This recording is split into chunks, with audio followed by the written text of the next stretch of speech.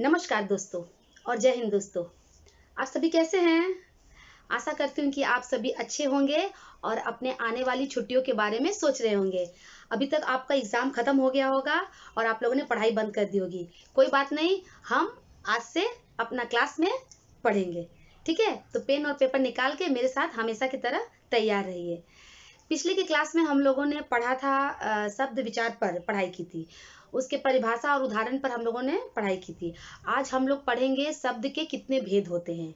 तो चलिए स्टार्ट करते हैं। तो हिंदी व्याकरण में शब्द के कुल 4 भेद होते हैं।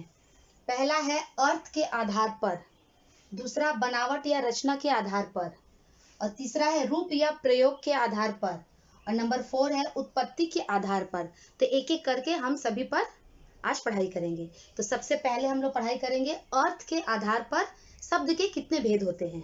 अर्थ के आधार पर शब्द के भेद। अर्थ के आधार पर शब्द के कुल 2 भेद होते हैं।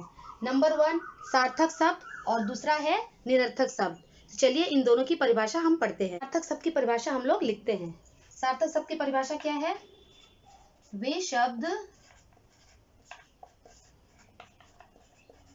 जिनसे कोई अर्थ निकलता हो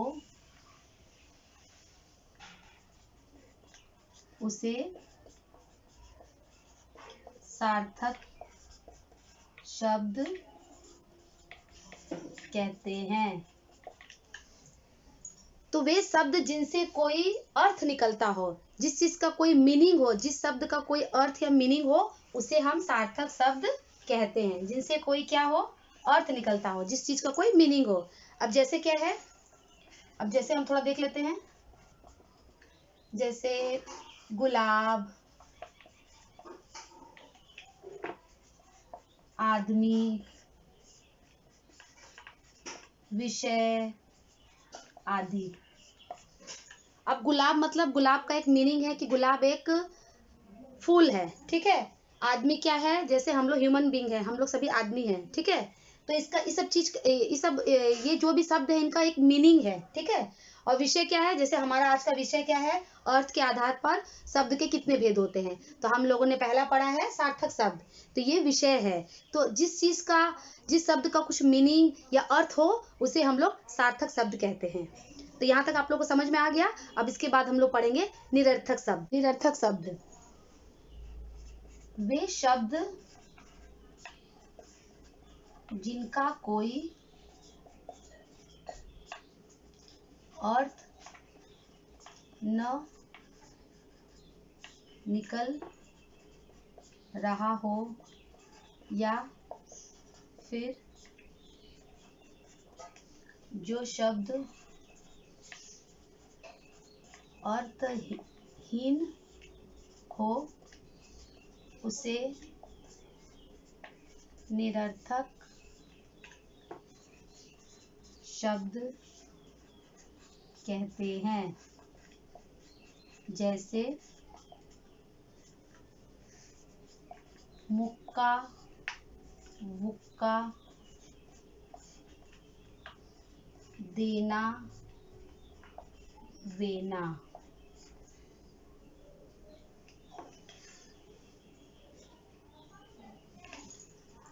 तो निरर्थक शब्द की परिभाषा क्या है? वे शब्द जिनका कोई अर्थ न निकल रहा हो, मतलब जिनका कोई मीनिंग नहीं हो, या फिर जो अर्थहीन है, मतलब उनका कुछ भी किसी भी सिचुएशन में उनका कोई भी अर्थ समझ में नहीं आ रहा है, ना कोई अर्थ निकलता है, उसे हम निरर्थक शब्द कहते हैं। जैसे मुक्का बुक्का, अब इसका कोई भी मतलब भी नहीं है, मीनिंग भी नहीं है और यह अर्थहीन है। देना वेना, इस तरह के शब्द को हम लोग निरर्थक शब्द कहते हैं। अब नंबर 2 आता है शब्द का वर्गीकरण, मतलब शब्द के जो भेद है। नंबर 2 रचना के आधार पर। तो रचना के आधार पर 3 तरह के शब्द होते हैं। रचना के आधार पर 3 तरह के शब्द होते हैं। पहला है रूढ़ शब्द, दूसरा है यौगिक शब्द और तीसरा है योग रूढ़ शब्द। तो आइए इन तीनों की परिभाषा हम देखते हैं। रचना के आधार पर रूढ़ शब्द की परिभाषा: ऐसे शब्द जो किसी विशेष अर्थ को प्रकट करते हैं, लेकिन अगर उनके टुकड़े कर दिए जाएं तो निरर्थक हो जाते हैं। ऐसे शब्दों को हम रूढ़ शब्द कहते हैं। तो इसकी परिभाषा क्या है? रूढ़ शब्द क्या है? ऐसे शब्द जो किसी विशेष अर्थ को प्रकट करते हैं, एक मीनिंग हमको बताता है, लेकिन अगर उनके टुकड़े कर दिए जाएं, अगर उनको तोड़ दिया जाए तो वहां एक निरर्थक मीनिंग हो जाता है, जिसका कोई मीनिंग नहीं होता है। ऐसे शब्दों को हम रूढ़ शब्द कहते हैं। अब इसका एग्जांपल हम लोग देखते हैं क्या है। जैसे क्या है? जल, कल, जप, नाक, इन सब का एक मीनिंग है। अगर इनके हम टुकड़े कर दिए जाएं तो वे निरर्थक हो जाएंगे। जैसे मान लीजिए नाक, नाक का मतलब है नोज, अगर इनके हम टुकड़े कर देंगे तो क्या हो जाएगा? ना और क, जिसका कोई मीनिंग नहीं है, ये निरर्थक हो जाएंगे। उसी प्रकार जल है, अगर जल को हम तोड़ दिया जाए तो ज और ल होगा, जिसका मतलब क्या है? निरर्थक है वो। उसी तरह कल, कल को तोड़ देंगे क और ल हो जाएगा, जिनका भी मीनिंग निरर्थक है। और एक है जप, ज और प, जब इन्हें हम लोग इनके टुकड़े कर देंगे तो इनका कोई भी मीनिंग नहीं निकलेगा, वे निरर्थक हो जाएंगे। कहने का मतलब है जब वो एक साथ रहेंगे तो ही उनके शब्द के मीनिंग होंगे, जब वे उनके टुकड़े कर देंगे तो उनके कोई भी मीनिंग नहीं निकलते हैं। इन्हें ही हम रूढ़ शब्द कहते हैं। यौगिक शब्द, ऐसे शब्द जो किन्हीं दो सार्थक शब्दों के मेल से बने होते हैं, उन्हें हम यौगिक शब्द कहते हैं। इन शब्दों के खंड भी सार्थक होते हैं। अब इसका परिभाषा क्या है हम लोग देखते हैं। यौगिक शब्द, ऐसे शब्द जो किन्हीं दो सार्थक शब्दों के मेल से बने होते हैं, उन्हें हम यौगिक शब्द कहते हैं। दो सार्थक शब्द के मेल से बने होते हैं, मतलब दोनों का मीनिंग होता है, उन्हें हम यौगिक शब्द कहते हैं। और इन शब्दों के खंड भी सार्थक होते हैं। जब इनको खंड करेंगे, जब इनको टुकड़ों में बांटेंगे तो उनका मीनिंग भी सार्थक ही होगा, मीनिंगफुल होगा। इन्हें ही हम यौगिक शब्द कहते हैं। अब जैसे इसका उदाहरण देखते हैं हम लोग। यौगिक शब्द के कुछ उदाहरण हम लोग देखते हैं। जैसे स्वदेश, स्व जोड़ देश, या जमा जो आप बोलिए, देव जमा आलय, कु जोड़ पुत्र। तो यहाँ पर हम क्या देख रहे हैं कि स्वदेश, देवालय और कुपुत्र। जब स्वदेश को हम लोग टुकड़े किए तो हमारे यहाँ दो शब्द मिला, स्व और देश। देवालय में देव जमा आलय, दो शब्द जिसका सार्थक मीनिंग हम लोग को मिला है। कुपुत्र, कु जमा पुत्र। ठीक है, तो जब भी हम लोग इनके टुकड़े करेंगे तो इनके भी जो खंड होते हैं वो भी सार्थक ही रहेंगे। इन्हें ही हम यौगिक शब्द कहते हैं। नंबर 3 है योग रूढ़ शब्द। योग रूढ़ शब्द क्या है? ऐसे शब्द जो किन्हीं दो शब्दों के मेल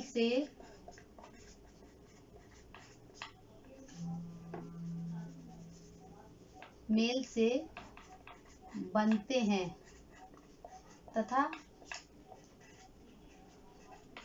बनने पर एक विशेष अर्थ का बोध कराते हैं, उसे योगरूढ़ शब्द कहते हैं। अब इसका परिभाषा क्या है?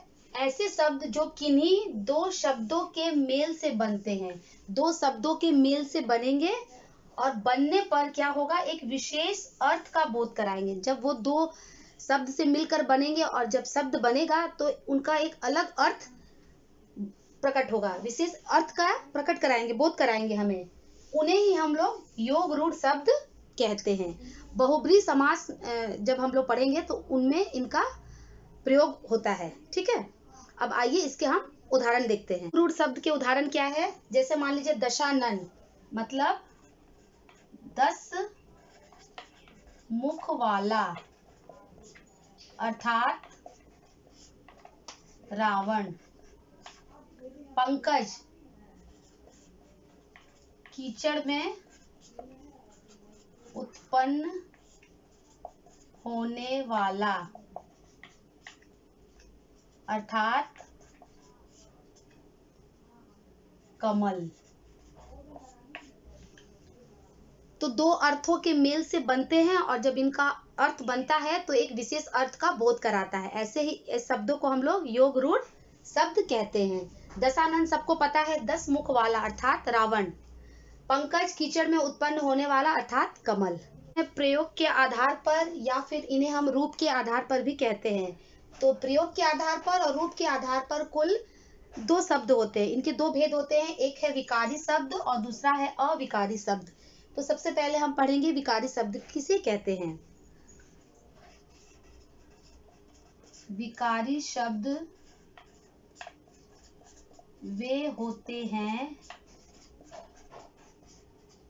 जिनके रूप,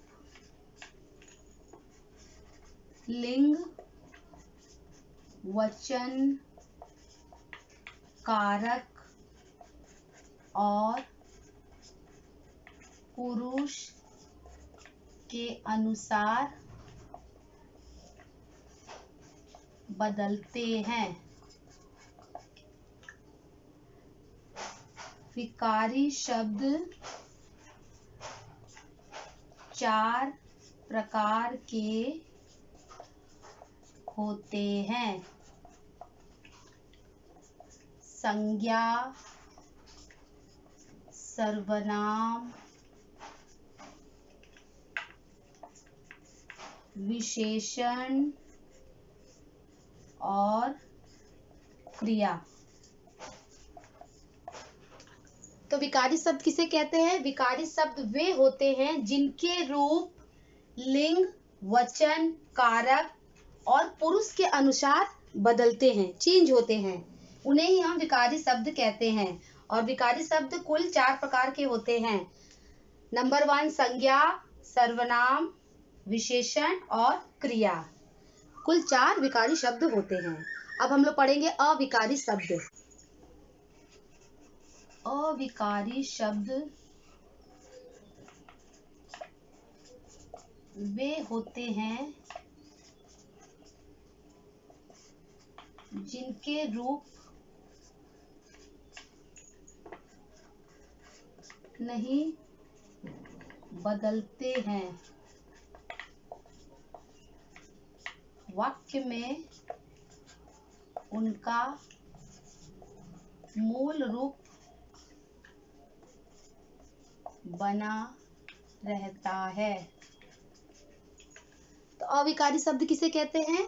अविकारी शब्द वे होते हैं जिनके रूप नहीं बदलते, इनके रूप बदलते नहीं हैं और वाक्य में उनका मूल रूप बना रहता है। इस प्रकार के शब्द होते हैं क्रिया विशेषण, संबंधवाचक, समुच्चयवाचक और विस्मयादि बोधक होते हैं। नंबर 4 अर्थ के जो लास्ट भेद हैं उन्हें कहते हैं हम लोग उत्पत्ति के आधार पर। तो उत्पत्ति के आधार पर 4 भेद होते हैं, तत्सम, तद्भव, देशज और विदेशज। आइए एक एक करके इनका परिभाषा भी हम देखते हैं। तत्सम शब्द हिंदी में संस्कृत के मूल शब्दों को तत्सम शब्द कहते हैं। तो हिंदी में संस्कृत के जो मूल शब्द हैं, ठीक है, उन्हें ही हम लोग तत्सम शब्द कहते हैं। कहने का मतलब है संस्कृत के जो शब्द हिंदी में ज्यों के त्यों लिखे या बोले जाते हैं उन्हें हम तत्सम शब्द कहते हैं। जैसे क्या है? जैसे अंक, अग्नि, आज्ञा, कपूर, पुस्तक, कृपा, फल, सर्प आदि, ये सब हिंदी में संस्कृत के मूल शब्दों को तत्सम कहते हैं। मतलब संस्कृत के वे शब्द जो हिंदी में ज्यों के त्यों हम लोग उसी तरह से लिखते हैं और बोलते भी हैं जैसा कि संस्कृत में इनका उच्चारण होता है। तद्भव, जो शब्द संस्कृत के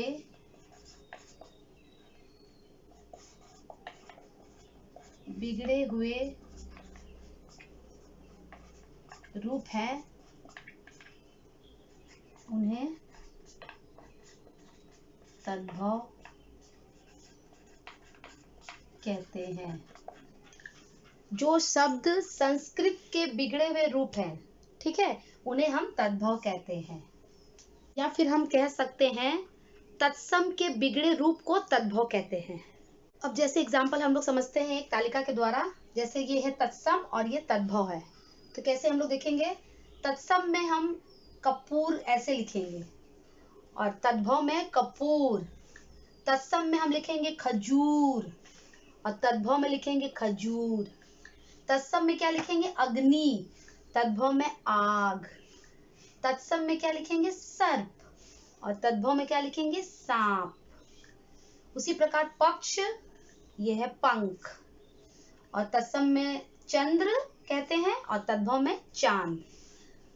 तो ये थे हमारे तद्भव के एग्जाम्पल। तो उत्पत्ति के आधार पर नंबर 3 देशज, जो शब्द देसी बोल चाल से आए हैं उन्हें देशज कहते हैं। जो शब्द देसी बोलचाल की भाषा से आए हैं या देसी बोलचाल की भाषा से आए हैं उन्हें हम देशज कहते हैं। जैसे डिबिया, लोटा, पगड़ी, कबड्डी, कुत्ता आदि। तो ये हैं हमारे देशज के एग्जाम्पल। अब है नंबर 4 उत्पत्ति के आधार पर, जिसे हम कहेंगे विदेशज। इनकी परिभाषा क्या है? जो शब्द विदेशी भाषा से आए हैं उन्हें विदेशज कहते हैं। जो शब्द विदेशी भाषा से आए हैं उन्हें हम विदेशज शब्द कहते हैं। विदेशज शब्द का हम लोग एग्जाम्पल देखते हैं या उदाहरण देखते हैं। जैसे अंग्रेजी में क्या क्या शब्द विदेशज से आया है? हॉस्पिटल, डॉक्टर, बुक, टेबल आदि। अब फारसी से क्या क्या वर्ड आया है? शब्द आया है आराम, अफसोस, गिरफ्तार, गिरह आदि। या फिर अरबी से किस तरह का शब्द आए हैं? किस्मत, ख्याल आदि। हिंदी में इन शब्दों का व्यवहार इन्हीं रूपों में हम करते हैं। तो ये थे हमारे शब्द के भेद, जिनको हम लोगों ने पढ़ा है आज। तो आज हम लोगों ने शब्द के भेद को पढ़ा है, जो 4 प्रकार के होते हैं। नंबर 1 अर्थ के आधार पर, नंबर 2 रचना के आधार पर या बनावट के आधार पर, नंबर 3 प्रयोग के आधार पर या रूप के आधार पर, और नंबर 4 था उत्पत्ति के आधार पर, जिसको हम लोगों ने अच्छी तरह से पढ़ लिया। आप भी घर में इसे प्रैक्टिस करिए और पढ़ते रहिए, और मेरे अगले वीडियो तक आने तक का इंतजार करिए। तो मिलते हैं अपने नेक्स्ट वीडियो में, तब तक के लिए धन्यवाद।